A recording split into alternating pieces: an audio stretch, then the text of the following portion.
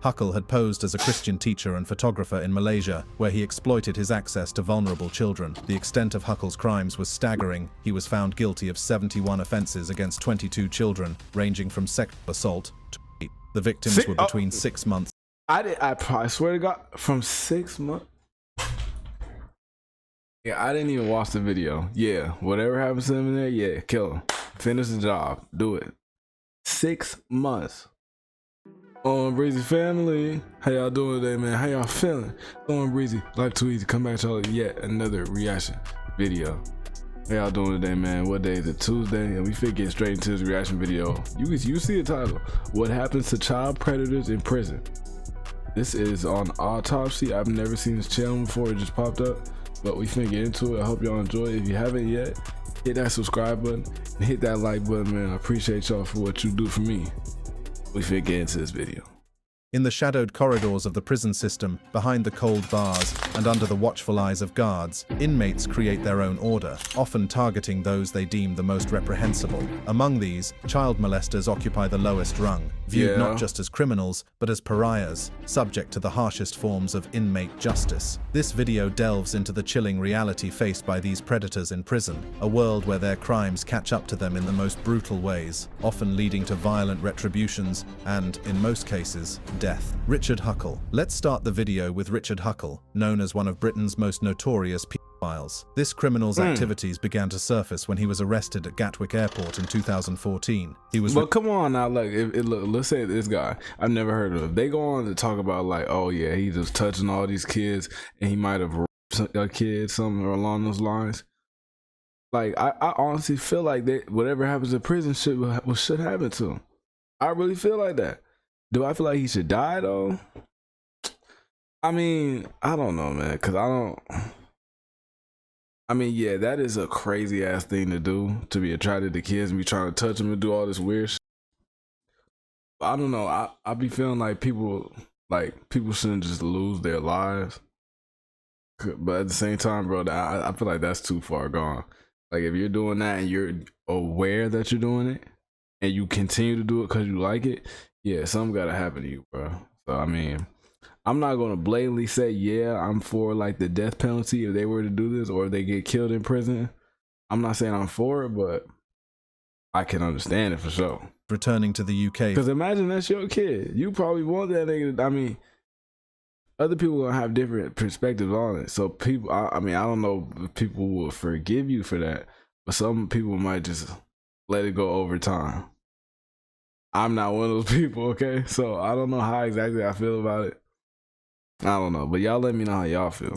For the Christmas holidays, when officers from the National Crime Agency's Child Exploitation and Online Protection Command apprehended him. Investigations revealed a horrifying pattern of abuse. Huckle had posed as a Christian teacher and photographer in Malaysia, where he exploited his access to vulnerable children. The extent of Huckle's crimes was staggering. He was found guilty of 71 offenses against 22 children, ranging from sexual assault to rape. The victims were between 6 months. I swear to God, from 6 months. Yeah, I didn't even watch the video. Yeah, whatever happens to him in there, yeah, kill him. Finish the job. Do it. 6 months.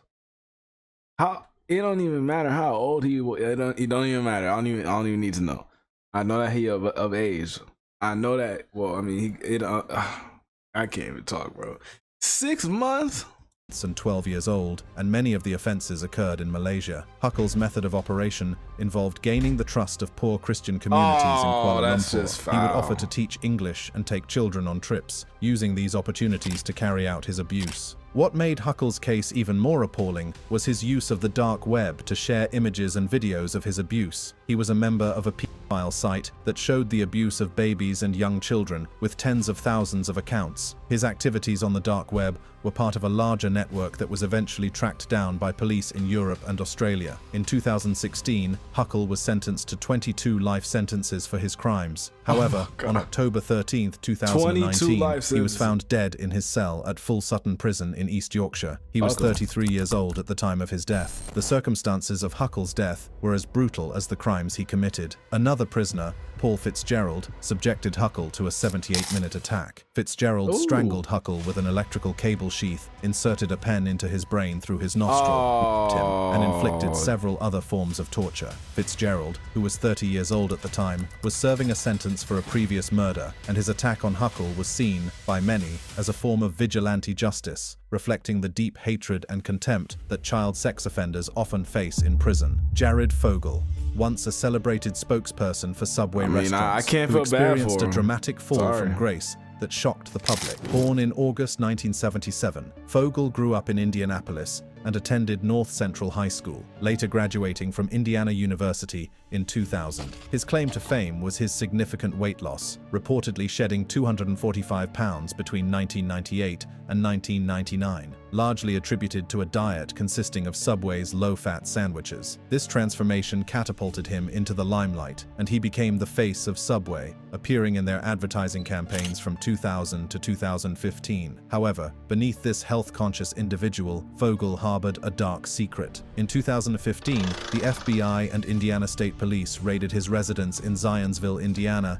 as a part of an investigation into distribution and receipt of child pornography charges. This operation led to the discovery of computers and other electronic equipment that contained incriminating evidence against Fogle. Fogle was accused of engaging in illicit sexual conduct with a minor and was found to have distributed and received child pornography. In August 2015, federal prosecutors announced a plea deal with Fogle, where he agreed to plead guilty to 2 counts, one for distribution and receipt of child pornography, and the other for traveling to engage in illicit sexual conduct with a minor. Consequently, Fogle was sentenced to 15 years behind bars. Fogle's time in prison has been marked by violence and hostility from fellow inmates, reflecting the general disdain for child predators in the prison system. In January 2016, Fogle was attacked by fellow inmate Stephen J. Nigg. The attack was brutal, with Nigg striking Fogle multiple times in the face with a closed fist. This assault left Fogle with a bloody nose, scratches on his neck, and swelling and redness on his face. Nigg's motivation for that ain't nothing, bro. That nigga just socked him a couple times in the face. All right, that's some normal shit. I feel like he deserved that. Now, if he gets out, because he only got 15 years, if they don't say that he just got killed in jail, if he gets out and he does it again, then obviously, okay, what he did, what this guy did right here, ain't mean to him. Because there are some niggas out there that will take the punishment and get right out, and just continue to do the same thing. Okay? So if he doesn't, well, let's see what he says. Let's see if the guy stays alive. Attacking Fogle stemmed from his frustration with his own conviction and the perception that Fogle was using his celebrity status and financial resources to receive special treatment in prison. Robert Munger. Imagine being... So the guy didn't... Okay, so he didn't die. So if he was to get out after them 15 years, and he might not even serve 15, because I don't even think they do the whole sentence. But if he was to get out after that, it does the same thing. Then tell me, do y'all think he deserves to die, like get the death penalty?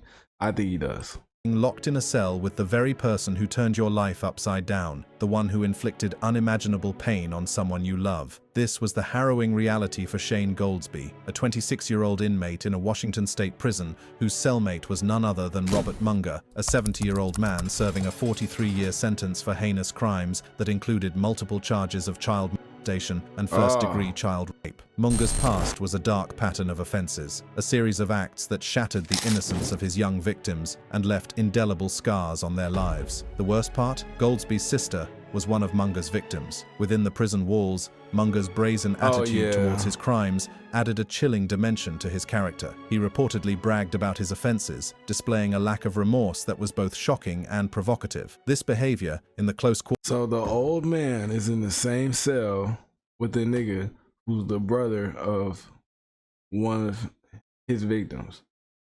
His sister got raped by that old man, and he's in there. Oh yeah, he would have been over with.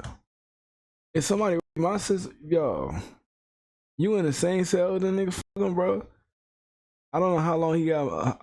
What they say, 43-year sentence, and he's 70. Hey, bro, you about to be to the end of your time anyways. I'm being real. Like, if you did something to my sister, yeah, it's up.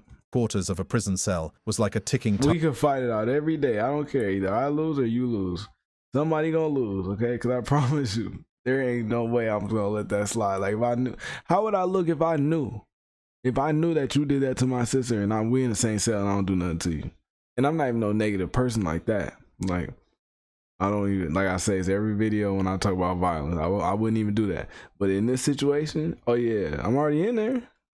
Yeah. Time bomb, and it finally exploded in June 2020. Goldsby, unable to contain his fury any longer, unleashed a brutal attack on Munger. The assault was savage and unrelenting, resulting in Munger's death. This act of violence, while shocking, was not entirely unexpected given the circumstances. It raised serious questions, though, about the prison system's decision-making in cellmate assignments. The aftermath of the incident saw Goldsby sentenced to an additional 25 years in prison, a stark reminder of the consequences of taking justice into one's own hands. Roy Whiting. Born in Horsham, West Sussex, England, Roy Whiting was the second of 3 children whose early life was marked by family struggles as his parents divorced during the 1970s. He attended Ifield Community College, but left in 1975 with no significant academic achievements. Whiting's early adult life was unremarkable, filled with manual jobs and a brief unsuccessful marriage. However, beneath this seemingly mundane exterior lurked a disturbing predilection.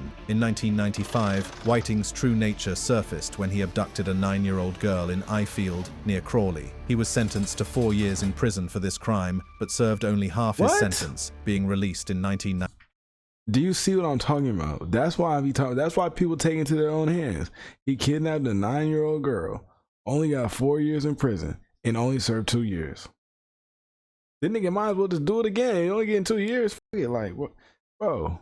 That's why people take it into their own hands, because the police, the court system do not. Bro, that's crazy. 97. This early release would have dire consequences, though. Only 3. I would have heard, oh, he got out after 2 years? Oh, bet, okay, because that wasn't a punishment in my eye for kidnap my 9-year-old daughter. All right? You kidnapped her when she was 9 and you got out when she was 11, probably 12. No, hell no. Years later, in July 2000, Whiting committed a crime that would forever mark him as one of Britain's most notorious criminals. So he did it again. He abducted and murdered 8-year-old Sarah Payne, a case that gripped the nation and led to significant changes in how child sex offenders are monitored. Whiting was arrested and eventually convicted of Sarah's murder, receiving a life sentence with a minimum term of 40 years. Now, life in prison for Whiting has been a series of brutal encounters. In 2002, he was attacked with a razor, leaving a 6-inch scar on his cheek. In 2011, he suffered a stab wound to his eye. The most recent attack occurred in 2018, when he was stabbed by 2 prisoners in his cell at HMP Wakefield. Brett Peter Cowan. In the quiet streets of Australia. It was too far apart, and he should be over with. He shouldn't even be alive, bro. There ain't no way. You kidnapping. Oh my God. Kidnap and kill an 8-year-old girl? Why, bro? If you want to take, I'm not advising this, I'm just saying, if you want to take somebody's life, take your own, bro. I know it's still gonna hurt people, but you're hurting so many more people by killing somebody's 8-year-old daughter. Like, bro, you don't, like, it's, oh my God, bro. Like, if you on that type of time, take yourself out. Okay, people probably gonna be sad. There's gonna be people around you, your family, who might feel some type of way. But I'd rather you do that than you go and kill an 8-year-old girl who you don't like. Oh, it's just crazy, bro. Yeah, a shadow lurked, one that would. And I'm fully standing on this. If anybody disagrees, I mean, that's your opinion. We can agree to disagree. But I feel like he should be over with. I feel like they should give him the death penalty. Cause what are they keeping him alive for? I mean, I guess maybe to suffer in jail and then have to happen to him. You got to fight for your life every day. So I mean, yeah, but I think they should do that. 20 years in jail, and if you still alive by 20 years, then you gotta get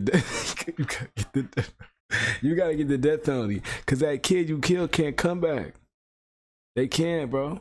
So you shouldn't have the option either.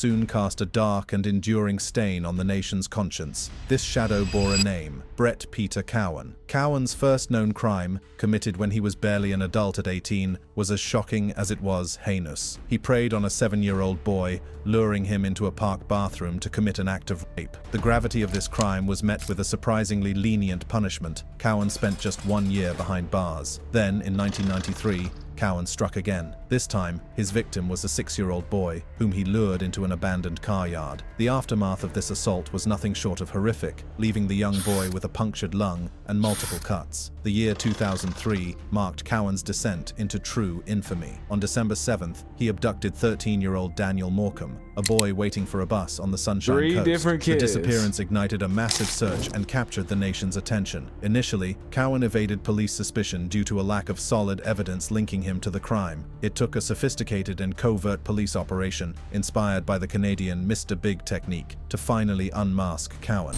Undercover officers, posing as criminals, gradually gained Cowan's trust and extracted a confession for Morecambe's murder. In 2014, justice was served when Cowan was sentenced to life in prison, eligible for parole after 20 years. No, there's no However, life. No, like what's the point? Like, I get it, but just take his life. Just take it. Just take it. That's 3 kids in a row. He raped a kid, then he raped another one, and then he killed the 3rd one. So what is he still alive for after raping a kid in the first place and only 1 year in jail? I mean, in prison, bro.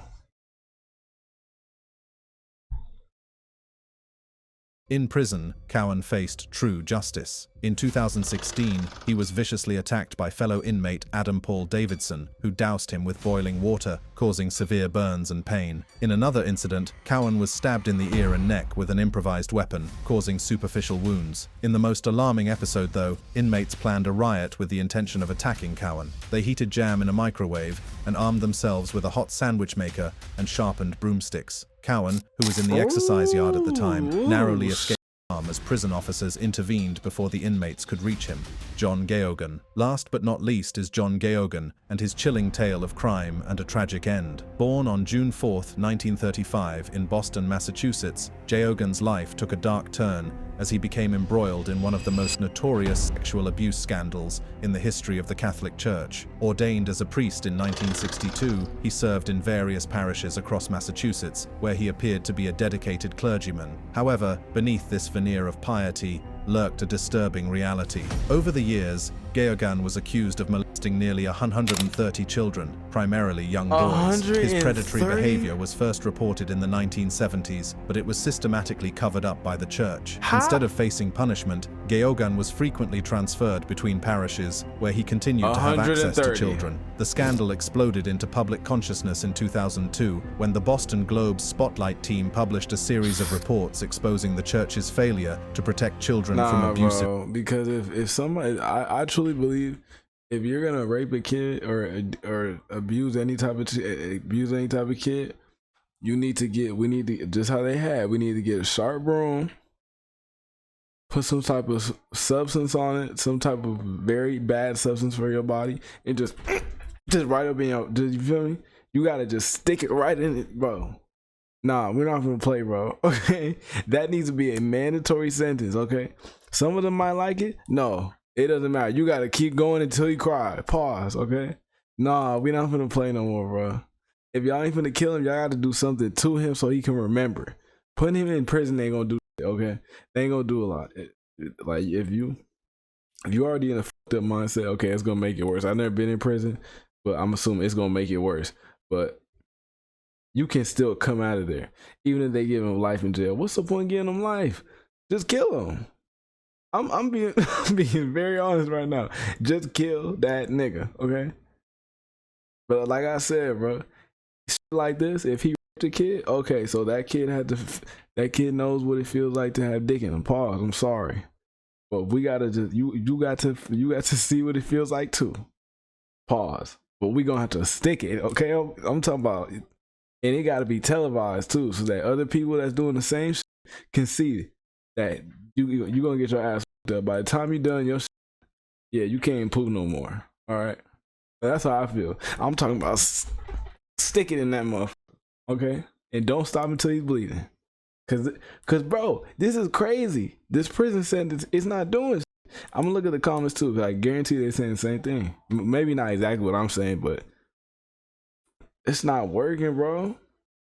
I mean, I don't know if you put them in prison for so long, expecting them to not make that long, or expecting them, like, you know, with the inmates to kill them. If they don't kill them, then they just really chilling in there.